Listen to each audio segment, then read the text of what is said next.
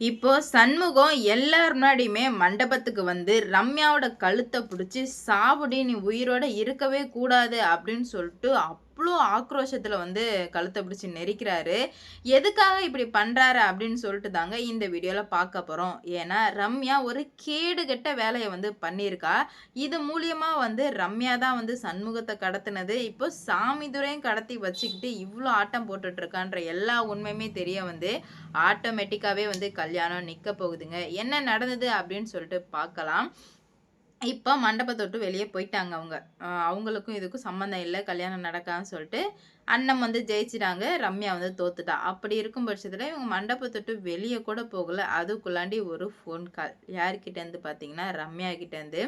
Phone போட்டு, "என்ன madam ஜெயிச்சிட்டீங்கன்ற தலகணத்துல இங்கேருந்து போறீங்களா? நீங்க இன்னும் ஜெயிக்கவே இல்லைங்க மேடம்" அப்படின்ற மாரி சொல்ல, உடனே அண்ணன் இருந்துக்கிட்டு, "அதான் நான் ஜெயிச்சுட்டேனே, அப்புறம் என்ன?" அப்படின்ற மாரி கேட்க, "நீ எல்லாமே கிளியரா பண்ண. ஆனா கடைசில ஒரு துரும்ப மிஸ் பண்ணிட்டியே" அப்படின்னு சொல்லிட்டு சொல்ல, "என்ன ஒளறிட்டு இருக்க ரம்யா?" அப்படின்ற மாரி கேட்க, "நான்லாம் ஒளரல. உனக்கு ஒரு வீடியோ அனுப்பியிருக்கேன். அத மட்டும் பாரு" அப்படின்ற மாரி சொல்லவுமே, உடனே போய் அந்த வீடியோவ பார்க்க போறாங்க அண்ணன். பார்த்தா எல்லாருமே வாயடைச்சு போய் நிக்கிறாங்க. அவங்களுக்கு என்ன பண்றது, ஏது பண்றதுன்னு சுத்தமா புரியல. ஏன்னா, அந்த வீடியோல சாமிதுரைய கடத்தி வச்சு அடி அடின்னு அடிச்சு தலை, வாய் எல்லா இடத்துலயும் இந்த ரத்தமா ஊத்துது.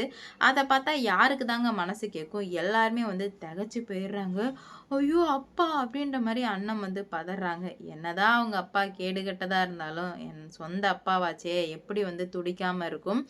அண்ணன் வந்து கதறி கதறி அழுவுறாங்க. உடனே வந்து சண்முகம் சொல்றாங்க, "நீ கவலைப்படாத கண்ணு, நான் பார்த்துக்கிறேன்" அப்படின்ற மாரி சொல்ல, "எப்படி மாமா அவ்வளோதான் அப்பாவ அவ என்ன வேணா பண்ணுவா" அப்படின்ற மாரி சொல்ல, "அவளுக்கு இருக்கு இன்னைக்கு" அப்படின்னு சொல்லிட்டு சண்முகம் ரொம்பவே வந்து கோவத்தோட இப்ப மண்டபத்துக்கு போறாரு.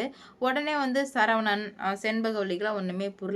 என்ன போனவங்க திரும்ப வர்றாங்களேன்னு சொல்லிட்டு பார்த்தா, வந்த வந்த வேகத்துக்கு சண்முகம் என்ன பண்றாரு அப்படின்னா, மரியாதையா சாமிதுரைய விட்டுடு, இல்லன்னா வந்து நடக்கிறதே வேறையா இருக்கும் அப்படின்ற மாரி சொல்ல, அப்போ நீங்க உங்க கையால தாலி எடுத்து குடுத்தா, நான் வந்து விடுறேன் அப்படின்ற மாரி சொல்லவுமே, உடனே மண்டபத்துல உள்ள எல்லாருமே வந்து திகைச்சு பார்க்குறாங்க. அப்போ சண்முகத்த கடத்துனது இவ இல்லன்ற மாரி ஒல்ட்னா. ஆனா இப்போ வந்து அவளே வந்து ஒத்துக்கிற மாரி ஒரு சூழ்நிலை. இப்போ ச சாமிதுரைய கடத்தின இவளுக்கு சண்முகத்த கடத்தியிருக்க மாட்டாளா? அப்ப இவ தான் கடத்தியிருக்கா அப்படின்னு சொல்லிட்டு எல்லாருக்குமே டவுட்டு. சரவணனுக்கும், செண்பகவல்லிக்குமே நெறையா வந்துடுச்சு. 2 பேருமே கண்ணால பேசிக்கிறாங்க. ஐய்யய்யோ! என்ன இவங்க இவ்ளோ டேஞ்சரான கேலா இருக்காங்களே! அப்படின்னு சொல்லிட்டு, உடனே வந்து சரவணன் அவங்க அம்மாட்ட கண்ண காட்டுறாங்க. "அம்மா இங்க வாம்மா" அப்படின்னு சொல்லிட்டு செண்பகவல்லிகிட்ட போயிட்டு 2 பேரும் பேசிக்கிறாங்க.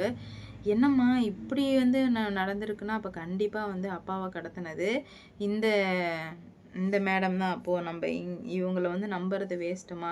இவ்ளோ தூரம் போயிட்டாங்கன்னா, என்ன வேணா பண்ண துணிவாங்க" அப்படின்ற மாரி சொல்ல, "ஆமாண்டா சரவணா, எனக்குமே பயமா இருக்கு. சரி வா என்ன நடக்குதுன்னு பார்ப்போம்ன்னு" சொல்லிட்டு பார்க்க இங்க வந்துடுறாங்க. வந்த வேகத்துக்கு சண்முகம் சொல்லிடுறாரு, "விட போறியா இல்லையான்னு" கேட்க, "அதெல்லாம் விட முடியாது. நீங்க உங்க கையால தாலி எடுத்து குடுத்தா மட்டும் தான் விடுவேன்.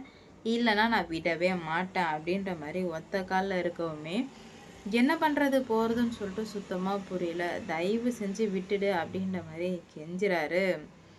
சண்முகம், "முடியாது. தாலி எடுத்து குடுங்க. நான் உன் வீட்டுக்கு வரணும். உன் குடும்பத்த அழிக்கணும்னு" சொல்லவுமே சண்முகத்துக்கு கோவம் வந்து, "என்னடி நானும் பார்த்துக்கிட்டே இருக்கேன். ரொம்பவே ஓவரா போற" அப்படின்னு சொல்லிட்டு கழுத்த புடிச்சார் பாருங்க. "சாவு நீலாம் உயிரோட இருக்கவே கூடாது. சாவு சாவு" அப்படின்ற மாரி சொல்றாரு. உடனே வந்து "என்ன சரவணன் பார்த்துட்டு இருக்கீங்க? வந்து காப்பாத்துங்க" அப்படின்ற மாரி சொல்லவுமே, என்ன பண்றது, ஏது பண்றதுன்னே தெரியல. "டேய் இப்பவும் நீ வந்து இவ பேச்ச தான் கேட்பியாடா?" அப்படின்ற மாரி சொல்ல, "ஆமாப்பா" அப்படின்ற மாரி சொல்ல, "ஆமாப்பாவா? என்னையும் கடத்தி வச்சிருக்கா, பரவாயில்லன்னு சொல்லிட்டு இவ பேச்ச கேட்குற அப்படிதானே? சரி ஓகே. இந்த வீட்ல இதுக்கு மேல நாங்க இருக்க போறதில்ல.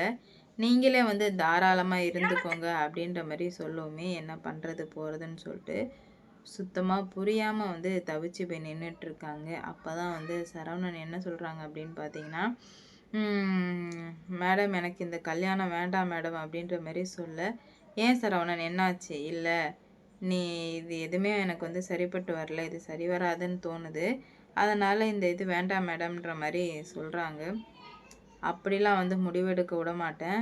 நம்ம போகிறது தான். நீங்கள் என் கழுத்தில் தாலி கட்டி தான் ஆகணும் அப்படின்ற மாதிரி ரொம்ப வந்து ஹானஸ்ட்டாக பேசுவோம்.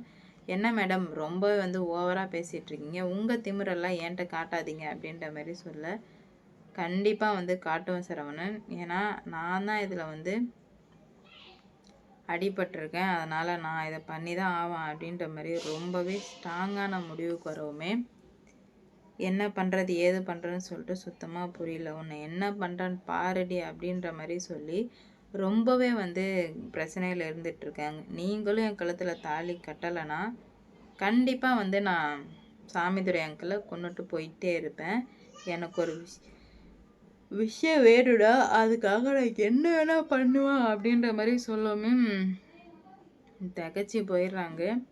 என்ன பண்ணுறது ஏது பண்ணுறதுன்னு சொல்லிட்டு சுத்தமாக புரியல. அப்படி இருந்த சமயத்தில் தான் இப்போது கார்த்திக் வந்து சொல்கிறாரு, இப்போவாச்சும் நம்புடா, இதுக்கு மேலே நீ நம்பலைன்னா கண்டிப்பாக எல்லாமே வந்து தப்பாக போயிடும். இதுக்கு மேலேயாச்சும் நம்புன்னு சொல்லிட்டு தலைப்பாட்டுக்கு அடிச்சுக்க நம்புகிறேன், இதுக்கு மேலே நம்புகிறேன், எனக்கு இந்த பொண்ணு வேணாம் அப்படின்ற மாதிரி சொல்ல, யார் வேணான்னு சொன்னாலும் இந்த கல்யாணம் நடந்தே ஆகணும், இல்லைன்னா ஒரு உயிர் பலி போகும் அப்படின்ற மாதிரி சொல்லவுமே, என்ன இந்த லேடி இவ்வளோ கேவலமாக இருக்காங்க அப்படின்னு சொல்லிட்டு இப்போதாங்க அவங்களுக்கு எல்லா உண்மையுமே தெரிய வருது.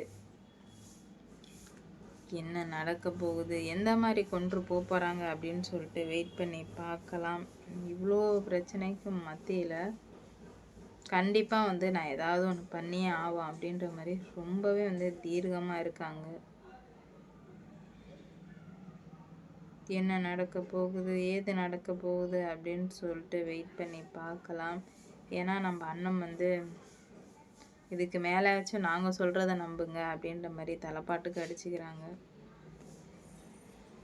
பார்க்கலாம் என்ன நடக்க போகுது ஏது நடக்க போகுது அப்படின்னு சொல்லிட்டு. இந்த வீடியோ பிடிச்சிருந்தா லைக் பண்ணுங்கள், ஷேர் பண்ணுங்கள், மறக்காமல் சப்ஸ்கிரைப் பண்ணிக்கோங்க. அப்போ தான் நான் போடுற வீடியோ நோட்டிஃபிகேஷன் வரும்.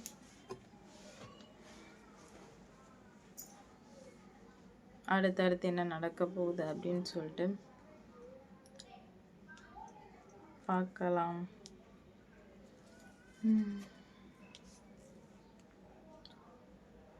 சண்முகம் எடுத்த முடிவு யாருக்கெல்லாம் பிடிச்சிருந்ததோ அவங்கெல்லாம் மறக்காமல் கமெண்டில் சொல்லிட்டு போங்க, என்ன நடக்க போகுது ஏது நடக்க போகுது அப்படின்னு சொல்லிட்டு பார்ப்போம். என்னதாங்க பண்ண போகிறாங்கன்னு சொல்லிவிட்டு பார்க்கலாம்.